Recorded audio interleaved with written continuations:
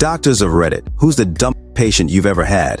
Before we start with the first story, please hit subscribe and ring the notification bell to stay updated with us. Story 1.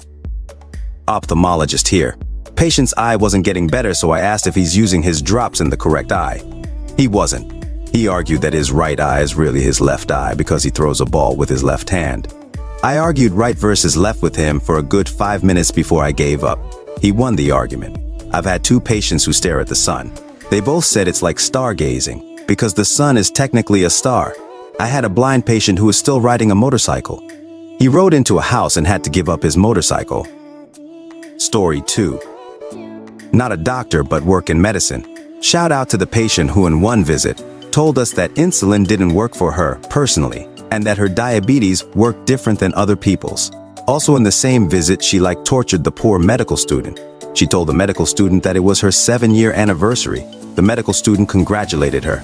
And then she goes, "It's the 7-year anniversary of the day he left me." Medical student was mortified and I was super annoyed. Like, lady, why? How was the poor medical student supposed to know? Story 3. My friend told me this story. She was sitting in on consults for training.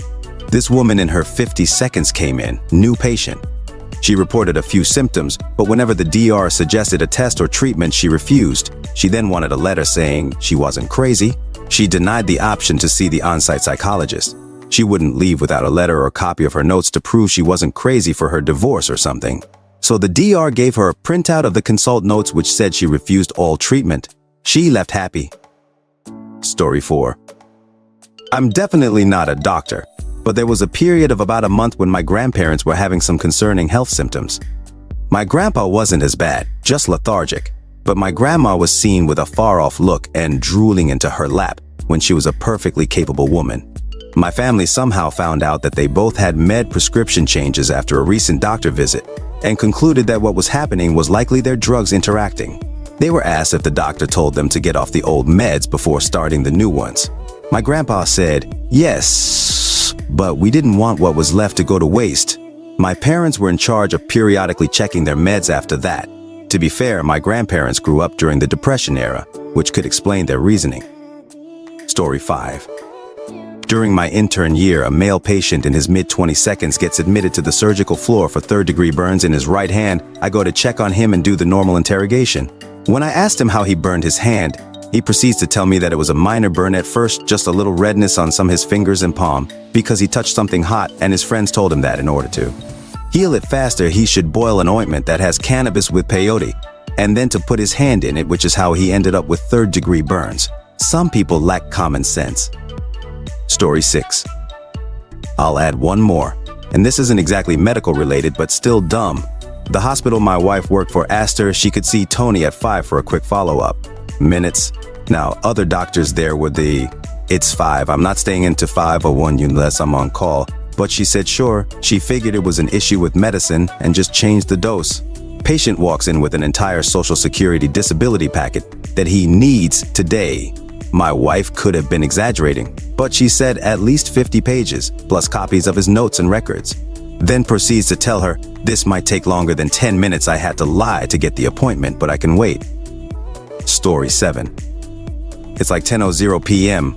and my wife is on call.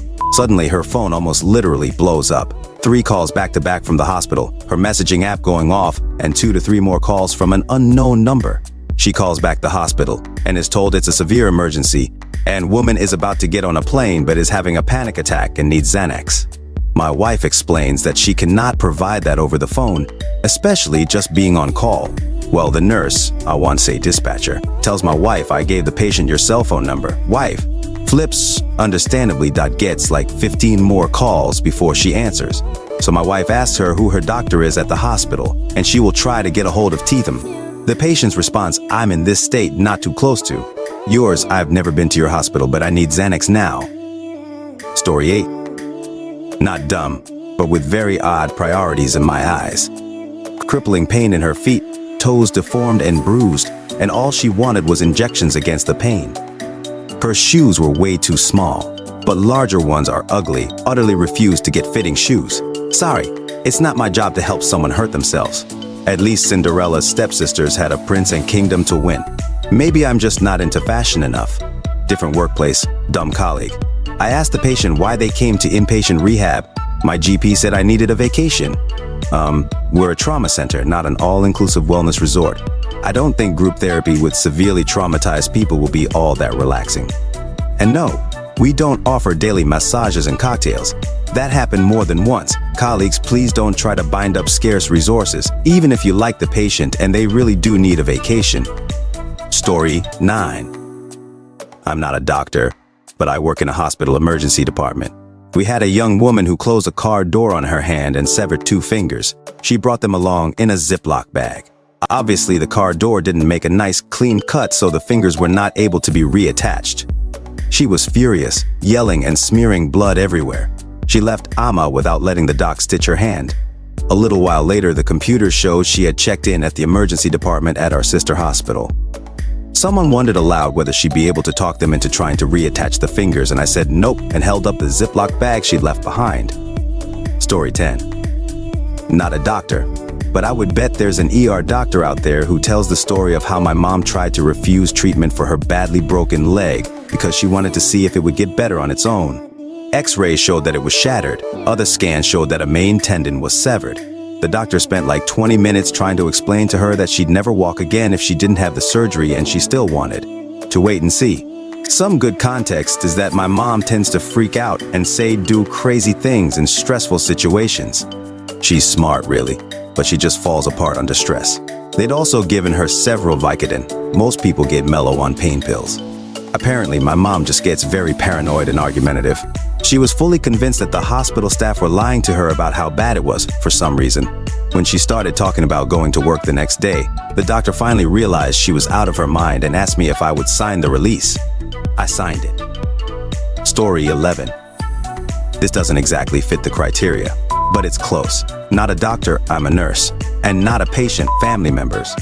Back when I still worked in the ICU, I had a family come in during visitation to see their loved one carrying one of those plastic containers from a grocery store bakery with half a dozen cupcakes inside. Not unusual. Families would bring us food all the time, and it was incredibly nice, and we always appreciated it. Nope. I walked into the room to update them on the patient, and we talked about it also being her birthday that day. They gestured toward the cupcakes and said that's why they had the cupcakes with them.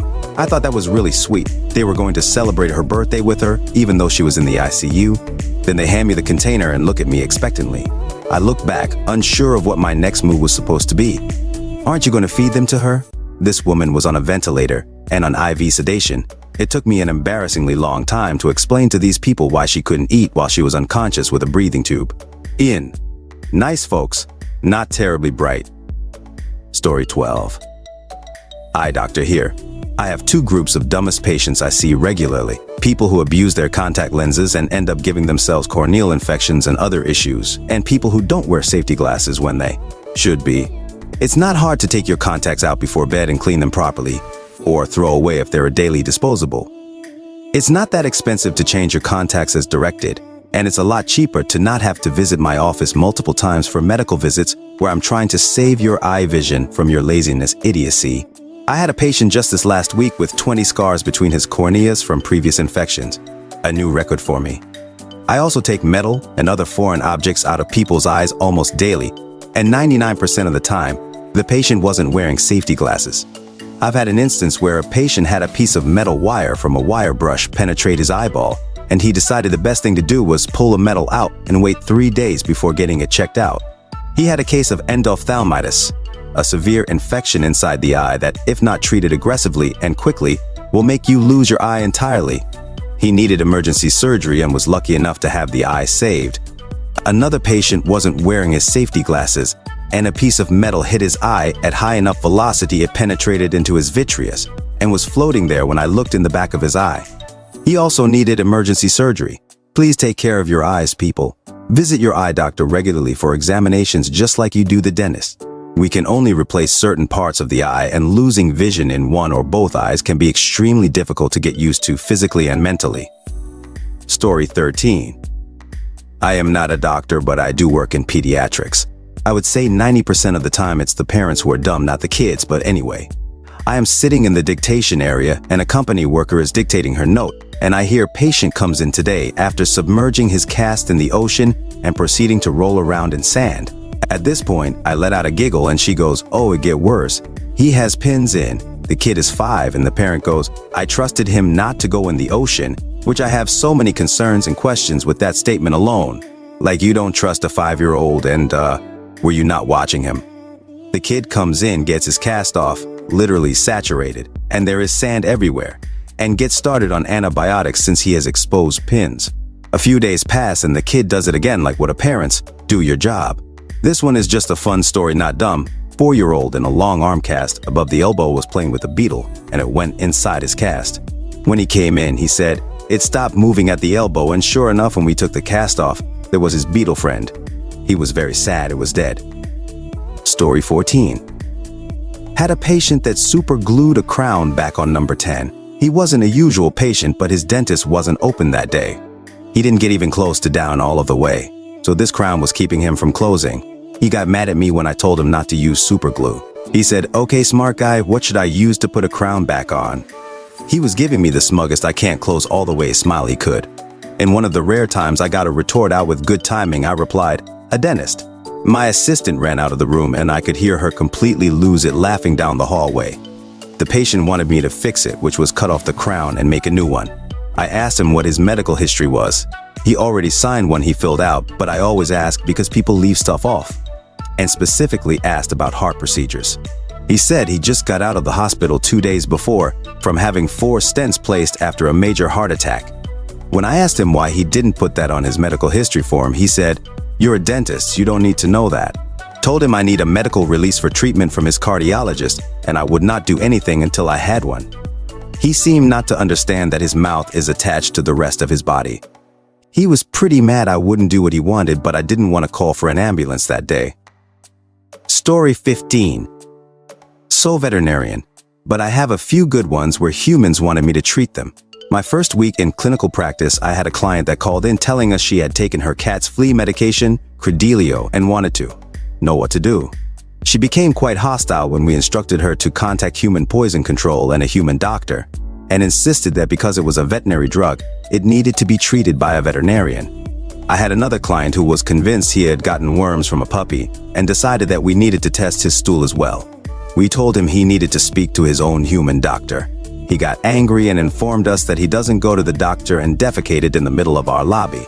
I had a client call the board of pharmacy on us because we filled her pet's medication, flea tick, heartworm prevention, but informed her that we couldn't fill her personal medication because, as a veterinary hospital, we're only allowed to fill pet meds.